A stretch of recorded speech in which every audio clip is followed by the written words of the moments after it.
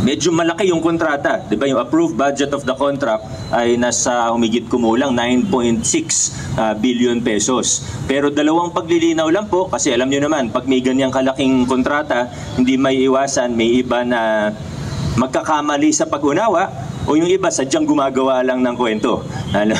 Diba? So, sa dalawang paglilinaw lang, una, yung 9.6 billion ay approved budget of the contract. Hindi po yan contract price. Ibig sabihin, kung ano yung mabubuksan na bid na qualified at pinakamababa, malamang bababa pa yung presyo. Hindi natin alam kung hanggang saan, pero sigurado bababa pa yung presyo.